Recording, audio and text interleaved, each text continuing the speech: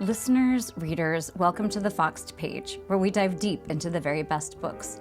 You'll come away with a richer understanding of the text at hand, all while learning to read everything a little better. I'm Kimberly Ford, one-time adjunct professor at Berkeley, best-selling author and PhD in literature. Today, we are really getting in the spirit. Today, we are diving into A Christmas Carol by Charles Dickens. Those of you on the YouTube can see that there's just like a little nod here. I'm wearing a Santa hat, a bit of a nod toward the season. For some reason, I'm recording this on the Wednesday before Thanksgiving. For some reason, I'm really into it this year. I mean, I think I always like the holidays, at least theoretically. The week before Thanksgiving, the holidays seem like a great idea. But I think this year, for whatever reason, maybe because we are in a very dark place, I'm really looking forward to having like just some nostalgic and sentimental and kind of cloying and traditional and amazing holiday experiences.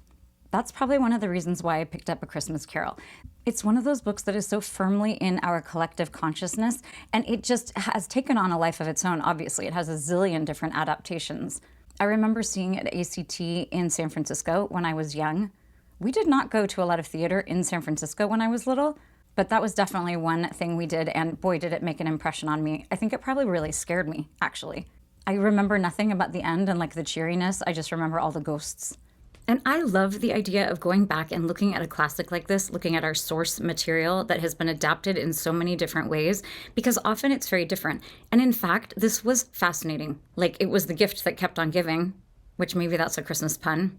But it was weird and interesting, and I realized that a lot of the things that I had just kind of received in my consciousness from the time that I was a child were these kind of odd things that Dickens really is underscoring in many ways. So I really, really enjoyed this deep dive. I also think it's interesting to look at Dickens and A Christmas Carol in particular, because the idea of literature that endures time is really interesting to me.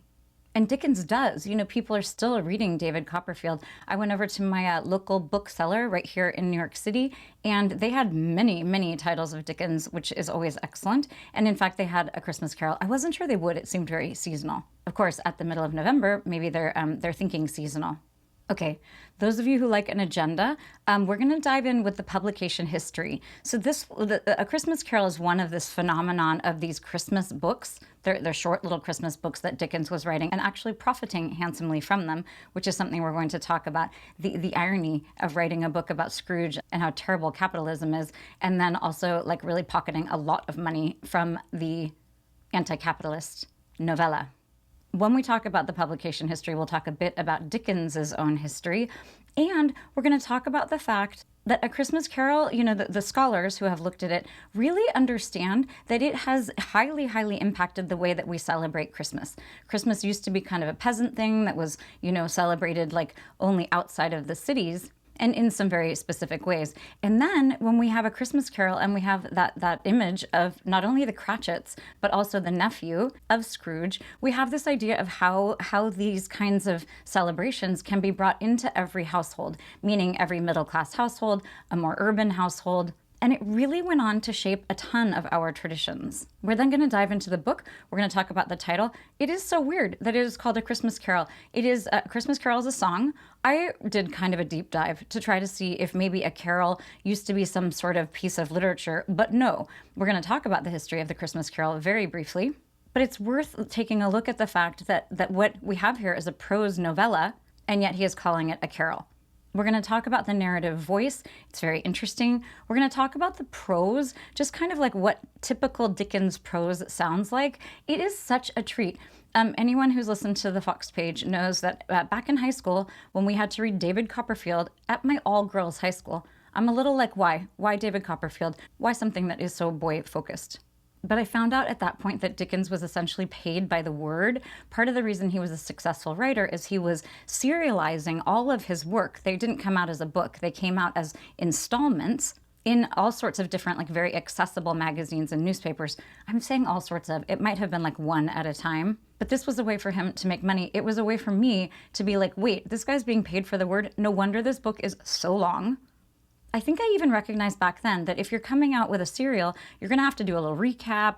You're going to have to do like a lot of flashbacks. And sure enough, That is partly why these books are long. I just was suspicious. I was suspicious of the profit-seeking aspect of the literature. So I did not really appreciate the fact that when Dickens, one of his signature things, and it is now so lovely in my eyes, in my mature eyes, one of the things that he is known for is this kind of pile up of words, and we're going to take a look at that. We're also going to look at the book as an example of realism. We talk every once in a while here when a book is like very firmly in a literary movement. We'll talk about it, and there's always kind of a so what. I mean, it's not like helpful or interesting for me to be like, this is a realist novel. But I think it is fascinating when we take a look at like what it was that school was doing. And I actually also like the structure. I like the way that it allows me to see like historical time frames, because these movements, realism, naturalism, modernism, they go along with different historical periods. We're then going to take a look at the humor. This is, I have to say, I started reading it at a point when I was like not in a great mood. And the humor, I didn't like really fully appreciate it. It's very subtle. It's like one of these things where you go to a Disney movie or like a Pixar movie and you're like, oh my God, this is gonna suck. And then it's actually hilarious because there are a lot of things that are aimed not at children, but at adults. There's a lot of that in here. The tone is so funny sometimes. And we're gonna take a look at some examples of the humor. Interestingly, that is not something that gets translated very well into the adaptations. At least certainly not into the adaptation at the ACT Theater when I was like 9 years old. We're also going to focus on the image of Scrooge. So obviously Ebenezer Scrooge is like one of the most important things that comes out of this book. And we're going to talk about him. The big question is like, are we reading him as someone who's like a single person who's showing us that like people can be better, like that you as an individual can be less greedy and more generous? And also like on a more serious note, that you can kind of look back on how you're leading your life and decide, maybe this is a season when you want to make a little change. So I think a lot of people read him that way. But also if you look at Scrooge and you look a little bit at the history, my copy of this book is the Penguin Classics one, and it has a pretty good introduction, really old school, which is kind of what you expect from them. It's like an old white dude, probably at like Oxford, I'm not really sure. But he does give you, as he might, like a pretty good historical setting. And when you look at it that way, Scrooge becomes an emblem or sort of an incarnation of a system. So this was a system that had failed Dickens. We're going to talk about that when we talk about his history, but we're going to dive a little bit into Scrooge. And honestly, some of the best parts of my experience of reading this and pulling the lecture together is going back and looking at the prose. The descriptions of Scrooge are amazing. We're then going to talk about my favorite adaptation of A Christmas Carol, which, it's kind of a loose one, but I want to talk about the enduring nature of the Grinch. I also want to talk about the fact that in my eyes, and in terms of larger messages, The Grinch is the much better book. I also love the idea that something like someone who's so curmudgeonly and like such a terrible kind of grouchy old person is so, like, as a parent, you so identify with him, which is one of the many, many reasons that book has endured for so long. I love the idea that part of the Christmas experience is to really look at the inverse of all of this cheer. And certainly both A Christmas Carol and The Grinch Who Stole Christmas both do that in incredible ways. We're going to close today by looking, not too carefully, but looking at the final page and a half of the book. I'm going to read it to you. I think A Christmas Carol is not something that people are sitting down and reading. They're certainly not reading it aloud to each other. I say that. Maybe your family, everybody sits down for 4 hours. No, it's probably not 4. But, maybe you sit down for a couple hours and you plow through this guy. But I think most people are not doing that. And if they're indulging in A Christmas Carol, it's an adaptation. So I'm going to treat you at the end to a bit of me reading aloud to you. You guys know that I'm a huge believer in reading aloud. I think it's one of these primal things, having someone else tell you a story. I'm obviously not a professional audio book person, but I do think there is value in treating you to this incredible prose at the end of this book. In my family, my dad would always read A Child's Christmas in Wales by Dylan Thomas. And I loved that so much. It's literally one of my very favorite holiday traditions. But everybody would slow down and we'd sit in the living room and there'd be a big fire and the big tree and whatnot. And he would read the story. And honestly, I don't think anybody loved it like I loved it because they were not like really into the language. No one could understand what that book is about. I mean, I like can quote big parts of it, but even I don't know what it's about. Maybe we need a seminar on A Child's Christmas in Wales. We're going to dive in talking about the publication history of this book. So it was published actually as one of these little Christmas books that Dickens was writing. So he called them often a Christmas fancy. And a fancy is interesting. It's like a play or some sort of performance that is meant to entertain. So again, he's taking, just like the Carol, he's taking something that is meant to be, like a performance or something else, and he is putting that title onto literature, which I love. I mean, I'm into the flexibility here. It also, in both of those cases, it really speaks to the idea that these things are meant to be either performed, which A Christmas Carol often is, or at least read aloud. These are things that are to be like performed, at least in the sense that someone is reading them to you. It was published in 1843. It's crazy. It was published on December 17th, and by New Year's Eve, 5,000 copies had sold.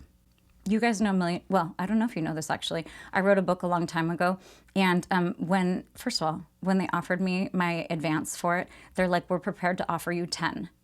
And I was like, 10 what? Like, I couldn't even what? And it was $10,000, which honestly, I just blew through with all of the events that we had. But we had a 7,000 print run, a 7,000 book print run, and that was very respectable, and we sold out, and I was very pleased with that. Dickens did that back in 1843 in a week. I'm obviously not comparing myself here to Charles Dickens. It immediately went into a bunch of other printings. It has never been out of print. And as I mentioned before, one of the main things it did was, this is the Victorian era. Queen Victoria, I always think of it as 1850 to 1900. It was the sort of right before the Victorian era, when England, frankly, was getting a little stuffier and a little more rigid and a little more, I'm thinking mostly about women's rights here. The Victorian era, not great for women.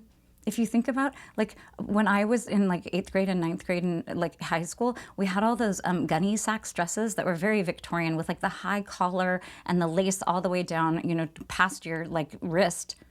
That's the kind of way that women were wanting to be or they weren't, that people were wanting to cover women up. It was a very repressed and kind of stiff time. But one of the things that this emphasis on family and this emphasis on nostalgia and on sort of being merry old England meant that when Dickens was talking about these kind of old-timey family gatherings, most of them again out in the country, it really was shaping the way that people were going to celebrate, really forever. One of the things is that we have turkey. So the Christmas goose here, the Cratchit family is having a goose.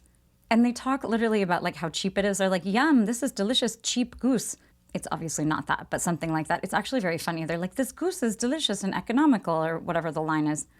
But at the end, there's that part where the young boy, where Scrooge sends the young boy out to buy the giant turkey. This is one of those times when goose kind of fell out of favor and we all started eating turkey. It also was a time, this is when the idea of generosity at Christmas really came to be a thing, which is actually a very nice legacy. So very briefly, I want to just touch on what was happening for Dickens in 1843. He was born in 1812, so I think he's 31. I'm gonna let you do that math. Born in 1812, the book comes out in 1843. He died in 1870. He was from a middle-class family. When he was 12 years old, his dad got sent to debtor's prison, that's such a crazy thing to think about.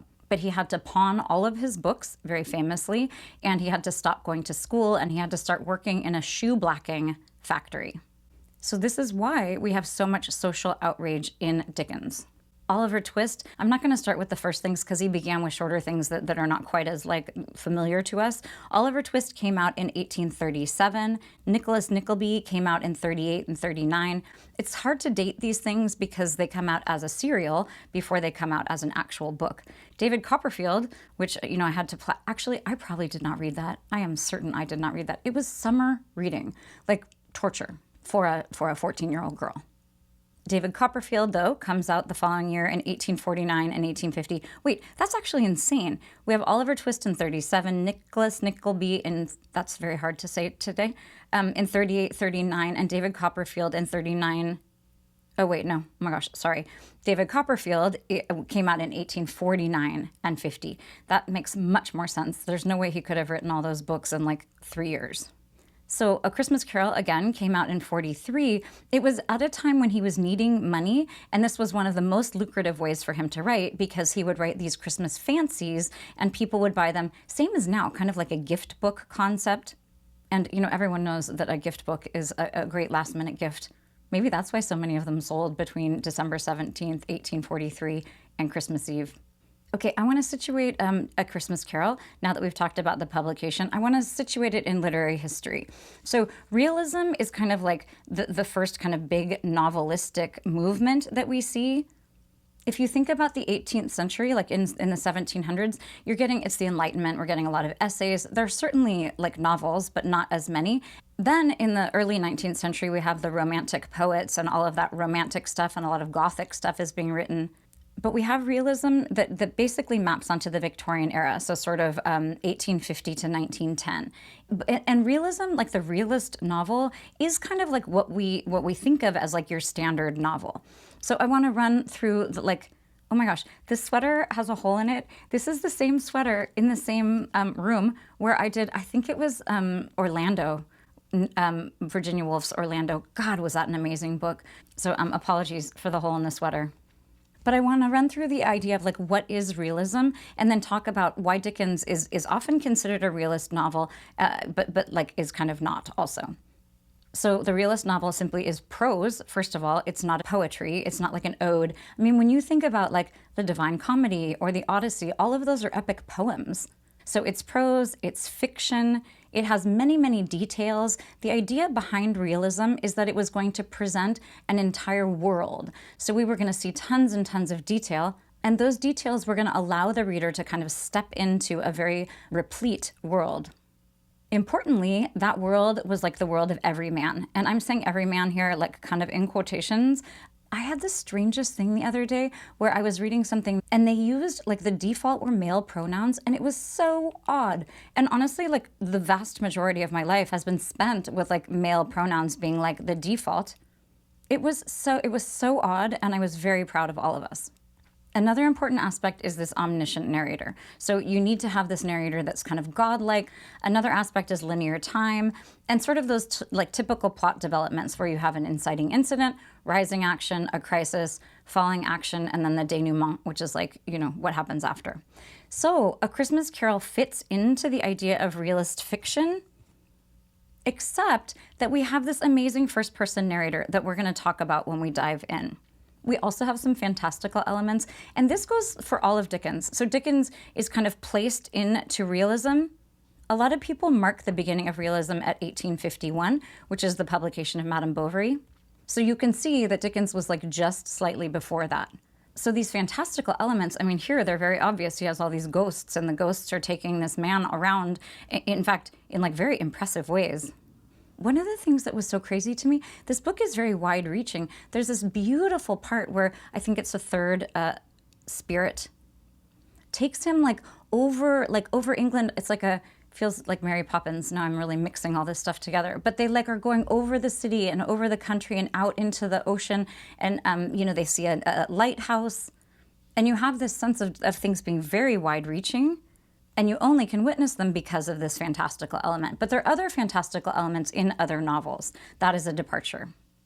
You also have crazy digressions in Dickens. We're going to look at one today. They're very helpful and they're very interesting. I myself love a digression. I am certain that the version of me in high school did not love a digression, but Dickens certainly did.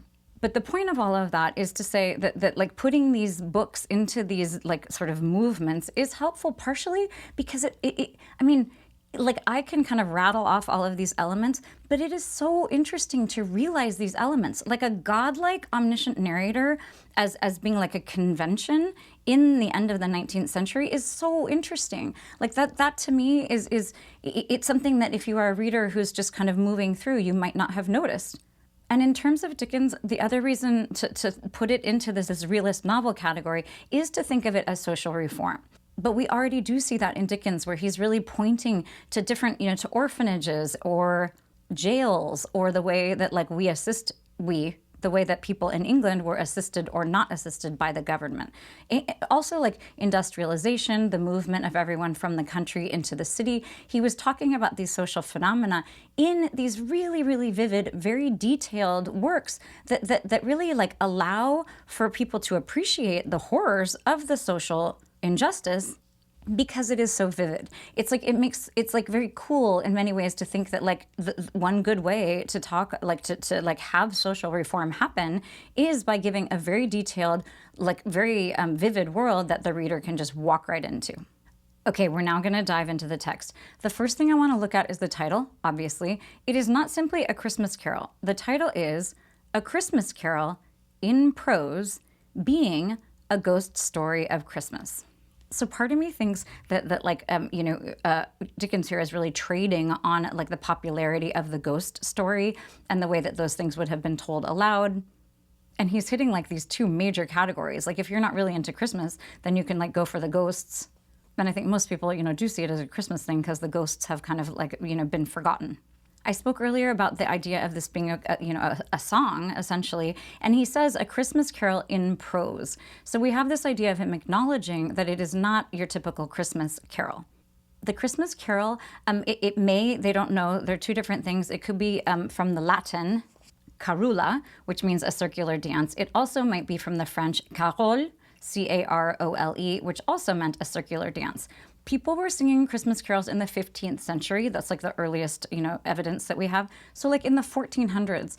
So this is something that is very, very old. These songs and the tradition of singing them when it is dark outside in the long winter. And the fact that, he's calling this a Christmas carol, singing carols and like having Christmas music is like one of the main pillars of our experience of Christmas today. So I actually love the way that it is underscoring music. So after the title page, we move on and we have this preface. Oh my gosh, I just put my glasses on and they're like at the end of my nose and I look all the more like Santa or maybe Mrs. Claus.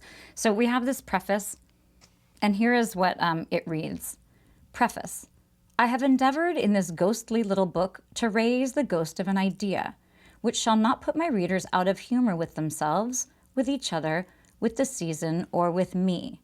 May it haunt their house pleasantly and no one wish to lay it. Their faithful friend and servant, C.D. So a couple of things that are important here. First of all, we have this I, and one of the things that's like interesting to me is this first person narrator. So we see this throughout. There are lots of times where we have direct address. So that simply means that this first person narrator is like saying to the reader, like you this and you that, and you'll understand this and you should think about that, like directly saying you. I love direct address, but it's also important just because it feels so intimate. You're like, oh my gosh, wait, he's actually like directly speaking to me. But it's also important to remember that any first person narration is kind of assuming it's like creating an I and you relationship. It can be very limiting, but it also can be very, like intimate because it supposes a you and that you is the actual reader. It's also important here that he's like, I'm presenting an idea. He doesn't say what kind of idea, which is interesting. You could think it's the idea of Christmas, the idea of being generous, the idea of gathering as a family, the idea of like not being miserly, which is probably the one that most people take away. But he's not, in fact, he's not telling us up front. And that can go to this idea of the social realism. One of the things that happens here, of course, is you have Scrooge, who has lots of money, and everyone else, certainly the Cratchits, there are a lot of people in this book who are not doing well. So you have this idea of the stratification of the classes, which was very real in the middle of the 19th century in England. So after the preface, we move on to the contents. And here he has Stave 1, Marley's Ghost, Stave 2, the first of the three spirits, and so on. The last one, Stave 5, says the end of it, which I just kind of like that instead of the end. It's really, I don't know why, there's like a little unique twist there. So you might be asking yourself, what is a stave? It's S-T-A-V-E. And what it is like a very old-fashioned word for like a chunk of a prose piece of writing. And the thing that would be important there is to show us that he's already hearkening back to like times that were easier. I mean, it's important to know that, I should have said this earlier. So the 1830s were known, as like the Hungry Thursday, not the Hungry 30s. Oh my gosh, it's either the 1830s or 40s, and they're known as like the Hungry Decade. The important point being that in the early middle of the 19th century, a lot of people in England were having a very hard time economically.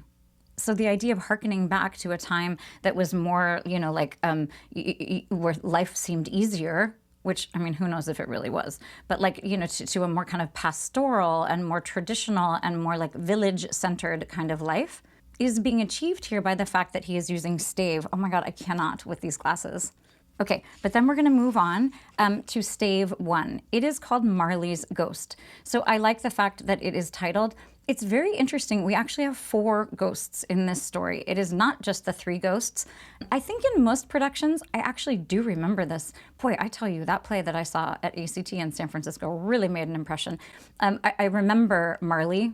Also, maybe I was confused because I was like, who's this ghost? They're only supposed to be 3. But we have an entire stave at the beginning that is devoted to him. So we're going to dive on into the prose here. Stave 1, Marley's Ghost. Marley was dead, to begin with. There is no doubt whatever about that. The register of his burial was signed by the clergyman, the clerk, the undertaker, and the chief mourner. Scrooge signed it, and Scrooge's name was good upon change for anything he chose to put his hands to. Old Marley was dead as a doornail. So a couple of things. There's kind of odd punctuation here. Instead of a comma in some places, there's a note about this in the beginning that Dickens was into this like punctuation that was like kind of unconventional because it had to do with breathing. Again, this is meant to be read. These are almost like, how you're supposed to say it. I mean, honestly, in some ways, it's probably just like he's like reminding himself like how to read this thing aloud. I like the fact that my copy has this. I'm sure all of them do not. The very first sentence, Marley was dead, to begin with. I mean, that is highly, highly unusual in terms of punctuation rules, but it also certainly makes you pay attention. Another couple of things quickly. We have this idea of Marley being dead, and Marley was dead to begin with. And then at the end, we have old Marley was dead as a doornail. So we have an introduction here of some kind of levity. Like it's a sad thing we're talking about, but it also, at the beginning here, we're having a little bit of an indication that some of this stuff is going to be funny. We also here have the fact that the register was signed by all of those different people. That is the kind of realist detail that you're going to have in a book like this. It's also the idea of that kind of like piling up of words, either like nouns or adjectives or adverbs. Probably not so much adverbs, mostly nouns and adjectives. But when you talk about, the clergyman, the clerk, the undertaker, and the chief mourner, it's telling you, I mean, what the heck is a chief mourner, These things are all telling you how life was lived at that time. So now we're going to move on to the second paragraph. And this second paragraph really brings up a lot of important things. Like what we learn in the first paragraph is simply that Marley is dead. Honestly, 14-year-old me wants you to understand that we said Marley is dead 100 different times and 100 different ways in a paragraph that could have been one single sentence. But the second paragraph is perhaps a bit more interesting. So what we have here is the introduction of a first-person narrator. We had it in the preface, and it was very much like I am telling you this story. But you can obviously have that in a preface and have it not carry over into the prose. So this is considered a novella, but what we have here is one person who is telling us the story. I think that we are also being invited to just understand that it is Charles Dickens who is telling us a story. He signed the preface, he put the date, so there's this sense of him wanting to treat us to a story. And one of the things I love is that there's a very kind of colloquial storytelling kind of vibe to the whole thing, and that is introduced right at the beginning. The other thing this paragraph does, it introduces the first person narrator. It also introduces the idea of digression. It also shows us this idea of these piling up of words. So the second paragraph reads this. Mind, I don't mean to say that I know, of my own knowledge, what there is particularly dead about a doornail. I might have been inclined myself to regard a coffin nail as the deadliest piece of ironmongery in the trade. But the wisdom of our ancestors is in the simile. Of course, I'm eating that up because here we have he's talking about a figure of speech. We have, dead as a doornail. So I love the idea of underscoring how language is helping us see things, but he's also talking about the wisdom of our ancestors. So we're having this idea of nostalgia as well. We're also having a real meditation here on death, which is appropriate given a ghost story, but it's not that Christmassy yet. So we have the wisdom of our ancestors is in the simile, and my unhallowed hands shall not disturb it, or the country's done for. You will therefore permit me to repeat emphatically that Marley was dead as a doornail. And then the next paragraph does this fascinating thing. So we have the repetition of Marley was dead as a doornail. And then the next paragraph reads this. Scrooge knew he was dead? Of course he did. How could it be otherwise? So what's so fascinating there is that you have like an interlocutor. You have like someone who's in conversation who just asked a question. Like you have the idea here that he says, Marley is dead as a doornail for the second time, verbatim. And someone's like, oh, did Scrooge know? The fact that we have someone asking a question is so crazy. And the way that we know that is he repeats the question. Scrooge knew he was dead? Of course he did. How could it be otherwise? And then we have a little more stuff. I mean, again, the 14-year-old me is telling us we should skip the rest of this paragraph. And we get down to the bottom of the page and we have this. The mention of Marley's funeral brings me back to the point I started from. There is no doubt that Marley was dead.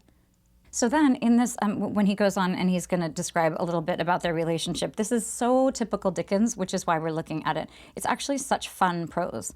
So, I mean, fun. It's all about like death and stuff, so it's not that fun, but interesting. So he says, how could it be otherwise? Scrooge and he were partners for I don't know how many years. Which honestly, that's one of those things where if you have your like storyteller be like, I'm not really sure about that, it adds total credibility. So this is a very good way that like our storyteller is gaining credibility. Scrooge was his sole executor, his sole administrator, his sole assign, his sole residuary legatee, his sole friend, and sole mourner. So here, I mean, I don't know what some of those things are, but you have this idea of like giving a very, very complete picture to the reader. And we also have this idea, it's so interesting to like reflect on. So Marley he's like a cautionary tale, which gets lost, in adaptation, but also in our memory. He has only the one mourner. So we have like this object lesson here with Marley, and Scrooge should be paying attention to that. So we have that he's his sole mourner. And even Scrooge was not so dreadfully cut up by the sad event, but that he was an excellent man of business on the very day of the funeral and solemnized it with undoubted bargain. So, I mean, what we're having there is the idea that Scrooge, like, he was the sole mourner, but, like, didn't even really mourn. So then we have, we're going to get kind of back to our main story. We're ending the digression here. The mention of Marley's funeral brings me back to the point I started from. There is no doubt that Marley was dead. This must be distinctly understood, or nothing wonderful can come of the story I'm going to relate.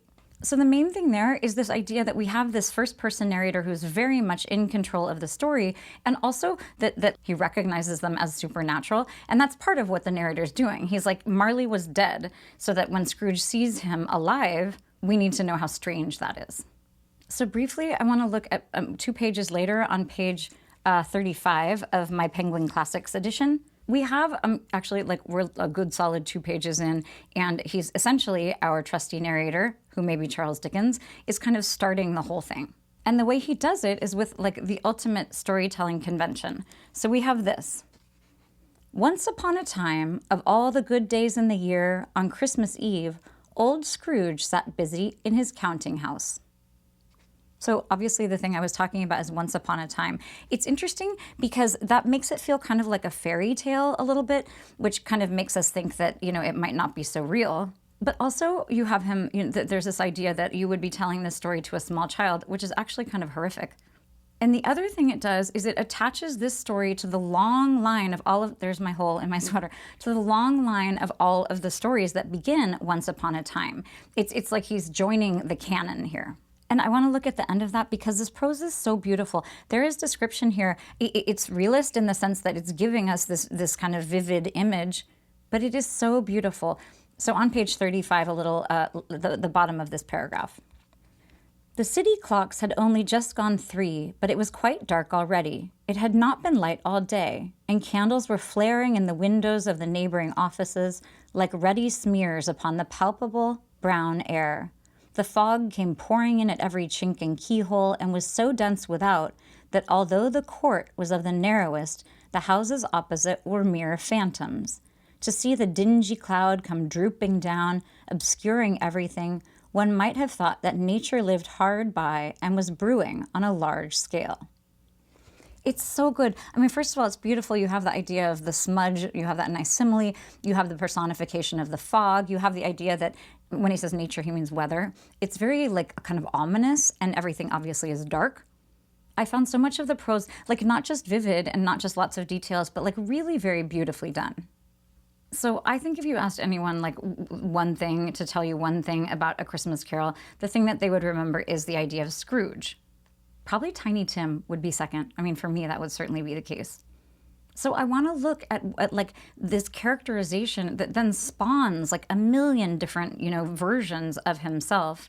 And this version of someone who can be read as like an individual who is ripe for like some self-reflection and some evolution, but also as a stand-in for a system that was broken, like a gender, not a gender divide. Wow, I mean, that just like trips off the tongue there.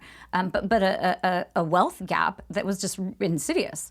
So we have right on the second page, very soon after we've been talking about Marley, we have this description of Scrooge. Oh, and very quickly, we've talked in here about names. So Scrooge, in the like introduction, the guy was talking about how Scrooge is such a good name because it is a combination of screw and gouge. And I like that very much, although gouge and Scrooge, like, I don't know, it just like didn't quite ring true for me.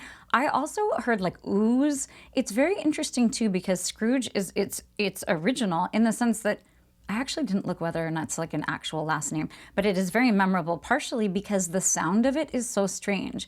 It doesn't rhyme with anything. Like it rhymes in terms of assonance, which is like the rhyme of the vowel. It rhymes with ooze, but there is something like almost kind of onomatopoeic about the name, meaning that it really sounds kind of like what it is. Here's this description. Oh, but he was a tight-fisted hand at the grindstone, Scrooge. A squeezing, wrenching, grasping, scraping, clutching, covetous old sinner, hard and sharp as a flint, from which no steel had ever struck out generous fire, secret and self-contained and solitary as an oyster. The cold within him froze his old features, nipped his pointed nose, shriveled his cheek, stiffened his gait, made his eyes red, his thin lips blue, and spoke out shrewdly in his grating voice. A frosty rime was on his head and on his eyebrows and his wiry chin. He carried his own low temperature always about with him. He iced his office in the dog days and didn't thaw it 1 degree at Christmas. That is so amazing. I mean, listen, he carried his own low temperature always about with him. It's so great. So we have this like kind of, this description of our narrator telling us about Scrooge. And then right on the next page, we see him in action in a way that is so effective. So this is a book that's it's very concerned with family. And it makes perfect sense that Scrooge wouldn't have any family except like a nephew who is not very closely related to him. So we have the nephew arriving at the office fairly soon after we have this description. "A Merry Christmas, Uncle, God save you," cried a cheerful voice. It was the voice of Scrooge's nephew, who came upon him so quickly that this was the first intimation he had of his approach. I mean, there were also like, we're kind of like drumming up a little tension here. So he has just wished him a Merry Christmas. "Bah," said Scrooge, "humbug." This is so interesting. I was like, what does that even mean? I mean, now we all say bah humbug, or hopefully we don't go around saying that very often, but it's so much like part of our like vision of Christmas and Scrooge. It's probably like the main thing people remember about him. A humbug is like a lie. Like not just a lie, it's like a trick or like a deception. It's like somebody like pulled a fast one on you. So when his nephew is saying like, "Merry Christmas," he's like, "Oh, that's such a deception." I mean, it's definitely not that. He's like, I don't believe in that. Don't try to like pull one over on me. Which is so interesting because I think we've completely lost the sense of it actually having any meaning. Humbug. It just sounds like something kind of negative. Actually, it sounds like something kind of silly. But because of this context, for what, almost like 200 years now, wow, that is crazy. It really is almost 200 years. It has just come, it's like synonymous with like a cranky old guy thinking about Christmas. So after we have him saying, "Bah, humbug," it goes on. "He had so heated himself with rapid walking in the fog and frost, this nephew of Scrooge's, that he was all in a glow. His face was ruddy and handsome, his eyes sparkled, and his breath smoked again. 'Christmas a humbug, Uncle,' said Scrooge's nephew. 'You don't mean that, I am sure.' "I do," said Scrooge. "Merry Christmas! What right have you to be merry? What reason have you to be merry? You're poor enough." Which, I mean, here we're getting right to the grain here. The story is really about like being rich or poor. "Come then," returned the nephew gaily. "What right have you to be so dismal? What reason have you to be morose? You're rich enough." Which, honestly, excellent argument. I mean, that's actually, like, I'm impressed with Dickens because he really came back with like a very logical and convincing, but also kind of lighthearted and positive response to Scrooge just being a total dick. So then we have this last part. Scrooge, having no better answer ready on the spur of the moment, said "bah" again and followed it up with "humbug." Okay, I want to move on from some of this like more kind of dark and gloomy stuff, which honestly, like the majority of the novella really is that. It's really very much about like the darkness that Scrooge is seeing. But there also are these incredible evocations of Christmas. As I was looking through to try to find some for the lecture, there's so many. Like I could sit here for 20 minutes and just read to you all of these like amazing descriptions of like, you know, puddings and garlands and all of these kinds of things. But I want to read an interesting passage. In my book, it's on page 72. And this is the middle, like we're with the Ghost of Christmas Present. "It was his own room. There was no doubt about that. But it had undergone a surprising transformation. The walls and ceilings were so hung with living green that it looked like a perfect grove, from every part of which bright gleaming berries glistened. The crisp leaves of holly, mistletoe, and ivy reflected back the light as if so many little mirrors had been scattered there." Which, I mean, here we have it. You know, we've got the holly and the mistletoe. We've got the ivy. We've got that song, The Holly and the Ivy. I myself don't think of ivy as being like inside your house at Christmas time.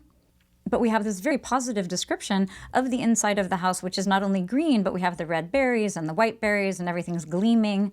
And then right after that, we have a good description of like a mighty blaze in the fireplace.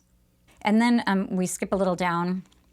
"Heaped up on the floor to form a kind of throne were turkeys, geese, game, poultry, brawn, great joints of meat, sucking pigs, long wreaths of sausages, mince pies, plum puddings, barrels of oysters, red-hot chestnuts, cherry-cheeked apples, juicy oranges, luscious pears, immense twelfth cakes, and seething bowls of punch that made the chamber dim with their delicious steam. In easy state upon this couch there sat a jolly giant, glorious to see, who bore a glowing torch in shape not unlike Plenty's horn, and held it up high to shed its light on Scrooge as he came peeping round the door. 'Come in,' exclaimed the ghost. 'Come in and know me better, man.' And then we have Scrooge looking at him. 'I am the Ghost of Christmas Present,' said the spirit. 'Look upon me.' Scrooge reverently did so. It was clothed in one simple deep green robe or mantle bordered with white fur. And then he goes on and he's describing a holly wreath and these shining icicles. And at his belt, at his waist, he's wearing a large leather belt. I think the careful reader can understand that this is like a very early description of some sort of Santa Claus. So we had Father Christmas. I did not do the research as to exactly when like Father Christmas and Santa became such a big thing. But this is definitely like a nod to that person. It's also so interesting, of course, that the whole thing about Christmas, you know, it has to do with like, it's like this anti-capitalist thing here that Dickens is trying to do. And then, of course, the American version of Christmas is like super about consumerism. So a couple of things, I mean, obviously we have like all of like the emphasis on food at Christmas time. I mean, the whole thing is to like, not quite like Thanksgiving, but the whole thing is to eat these traditional foods. Also, it's important to note the way that like the bounty of food there for like that he's looking at would have been so impressive because most of England is like very hungry at this point. So I want to take a peek here at the Cratchits. So this is when they're all having their meal together. And for them, you know, they're so hungry that like having enough food is like a major source of celebration. And it's also really important to notice how happy they are about so little. So on page 81, Bob said he didn't believe there ever was such a goose cooked. Its tenderness and flavor, size and cheapness were the themes of universal admiration. There's the cheapness part I mentioned earlier. Eked out by the applesauce and mashed potatoes, it was a sufficient dinner for the whole family. I mean, again, they're like having to stretch the protein here. Indeed, as Mrs. Cratchit said with great delight, surveying one small atom of a bone upon the dish. They hadn't ate it all at last. Yet everyone had had enough, and the youngest Cratchits in particular were steeped in sage and onion to the eyebrows. But now the plates were being charged by Miss Belinda. Mrs. Cratchit left the room alone, too nervous to bear witness, to take the pudding up and bring it in. Suppose it should not be enough. Suppose it should break in turning out. Suppose somebody should have got over the wall in the backyard and stolen it while they were merry with the goose. A supposition at which the two young Cratchits became livid. All sorts of horrors were supposed. Super quick digression here of my own. I have been watching so much British Bake Off. If you are down about the state of the world, or like you're just like not that into Christmas, I can recommend nothing more. But this literally sounds exactly like the kind of like anxiety that these people have about turning out, you know, some sort of pudding. They also have like the holiday ones, which are pretty good, but usually they're just like, they're not that holiday-ish. I myself like to go in for like a complete collection. Quick note on livid too. Livid, nowadays we say somebody's livid, it means they're angry. It did not used to mean that. In this case, it means getting very pale. It means that your face turns white. That's like the actual description of it. I'm trying to just get very like zen about the fact that language evolves, and you know that we just have to evolve with it, even though like when people say that they were livid, I'm like, oh my God, were you? I'm not sure. So then the transition from this idea of everybody worrying about the pudding to the next paragraph is so amazing. All sorts of horrors were supposed. Hallo! A great deal of steam. The pudding was out of the copper. It's so amazing. I wish you could see it on the page because there are all these exclamation marks, and this hallo is Hallo. It's like you can just feel the excitement of the family in that like celebratory word. It's so good. Importantly, a little bit further down, after like this jubilation, we have Dickens describing it like a speckled cannonball, which, I mean, I have to think that that is not a positive thing. And that's the kind of humor that we have. Like, if you were just kind of a child, you know, listening to someone read this, or you were reading it yourself, you might not realize that, like, I don't think cannonball would ever be a positive thing about a pudding. We also, the first sentence of this little chapter was another example of humor that I wanted to pull out, just because this is the kind of humor that you could miss if you weren't like, you know, focused on it. So this is on page 71. Awakening in the middle of a prodigiously tough snore, and then he goes on, but a prodigiously tough, that's like hard for me to even say, it's easier to read. A prodigiously tough snore is so funny. It's just like it's like a little bit different tone than the whole thing, and sort of like a little wink to the savvy reader. And quickly, before we close and read the very last part of the book, I wanted to say a couple quick things about my favorite adaptation, which is How the Grinch Stole Christmas. Now I'm doubting that. I'm fairly certain. How the Grinch Who Stole Christmas? How the Grinch Stole Christmas? Oh my gosh. If you're on the YouTube, I will clarify. But I think there's so many ways that you can see, you know, the Grinch as like a direct descendant of Scrooge. We have the same kind of name that's like very close to grouchy. It's pretty singular. We have this person who's very miserly, but there are a couple of key differences, which is that like what we have here in A Christmas Carol is that Scrooge like sees the light and becomes like very like beneficent, like he's gonna, you know, like give a lot of his money to everyone and he's gonna be very generous. But what happens there is like Christmas is like contingent on someone being very generous. In The Grinch Who Stole Christmas, I'm fairly sure that's it. What we have is the Grinch taking all of the stuff away, and then Christmas came anyway. And then, very much like A Christmas Carol, you know, you have the Grinch kind of like doing this whole like self-revelation thing, and his, you know, heart grows many sizes larger. But it does seem like in some ways like a better message. I also, I did a lecture last year on The Grinch, and when I went to the bookstore to buy it, she's like, do you also want the sequel? And I was like, what? What sequel? Because I was like, I'm pretty sure Dr. Seuss is dead. It, of course, was written by his estate, and I really wanted to hate it, and then I actually did not hate it. The one thing I didn't like is that what happens in the sequel is we have a backstory. We are basically shown what it was that made the Grinch like so like disagreeable. I am someone who does not need a backstory. I just really don't think we need it. In fact, for me, it felt too specific, and it was like, I was like, I just don't want to worry about the Grinch. I don't want to think about the Grinch and like his orphanage or whatever it was. I think that's what it was. So I will say the fact that we don't have any kind of like backstory of Scrooge. We know that he has a nephew, so you presume that he never, married or had children or family, and you presume that he was not very nice to the people that he worked with. He's very lonely. People don't like him. I don't need to know why. I don't need to know why he is this kind of person. It allows me to just like have him be a stand-in for all of the kinds of like miserliness and all of the kinds of like small-hearted people out there.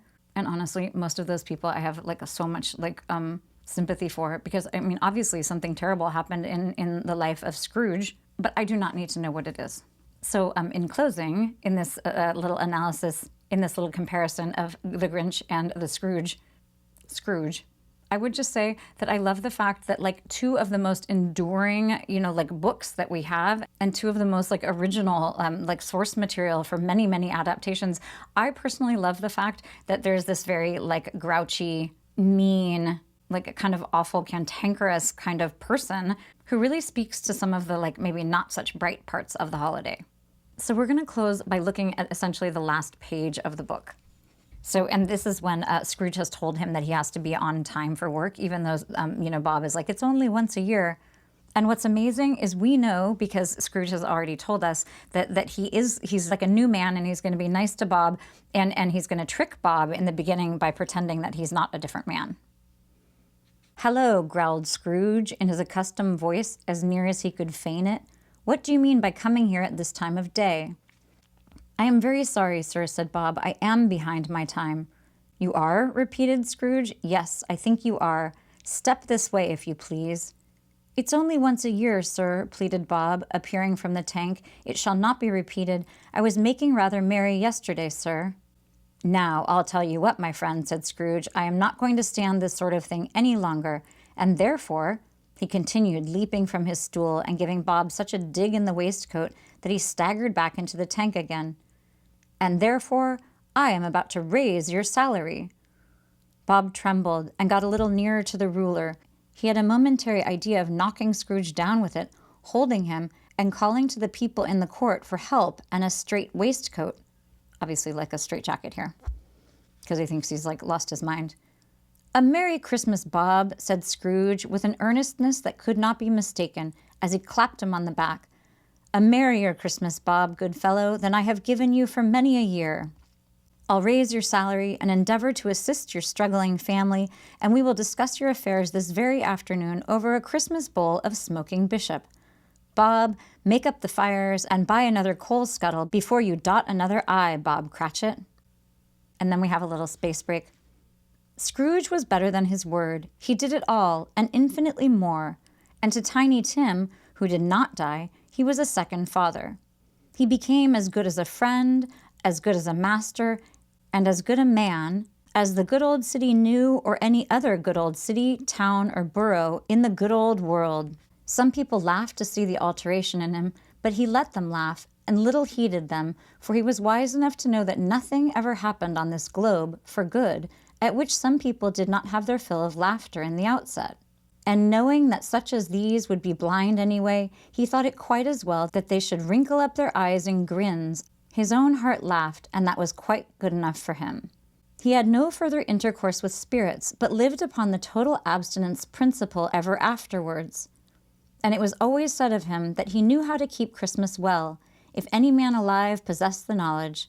May that be truly said of us, and all of us.